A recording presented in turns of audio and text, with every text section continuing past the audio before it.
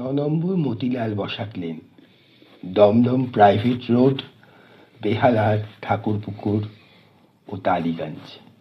রোজ নামটা শহর কলকাতা হলো অবন মুখুজ্জের পরিবারের নতুন ঠিকানা।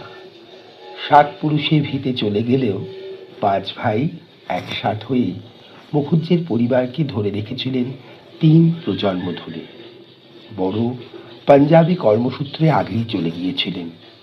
রইল বাকি 4, সেজো, রাঙা, ন আর ছোট। আমার সন্তান যেন থাকে দুধে ভাতের মতন, এরাও তাদের সন্তান সন্ততি নিয়ে এক সূত্রে বেঁধে রাখলেন মুখার্জি পরিবারের বীজতন্ত্র। 4 ভাইয়ের মধ্যে রাঙা বউ ছিলেন সুন্দরী, শিক্ষিতা, সর্বোপরি আধুনিক মনস্কতা সম্পন্না নারী, ঠিক যেন ঠাকুরবাড়ির ব্রজসুন্দরী দেবী। কিন্তু ঐতিহ্যের ধারাবাহিকতার জন্য সঙ্গীত শিক্ষা ও বাদ্যযন্ত্র শিক্ষা ত্যাগ করে সংসারের জোয়ারে নিজের পাড়া নিবেয়ে চলেছিলেন আজীবন।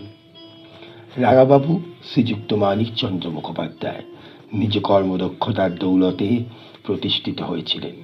কলকাতার রাজাবাজার চত্বরে একাই 3 তলা বাড়ি, শালকর হিসেবে 18টি দোকান কলকাতার বুকে দপদপিয়ে প্রতিষ্ঠা করেছিলেন রাঙাবাবু। বাংলাদেশে থাকাকালীন বংশের প্রথম প্রদীপ রাঙাবউয়ের নিভে গেলেও 7 বছরের ফুটফুটে কন্যা সন্তান তুষি ছিল মা বাবার নয়নের মণি, হৃদয়ের মণিকোঠার রত্ন, চুনির লকেটের মতন রাঙাবউয়ের গলার রত্নহার।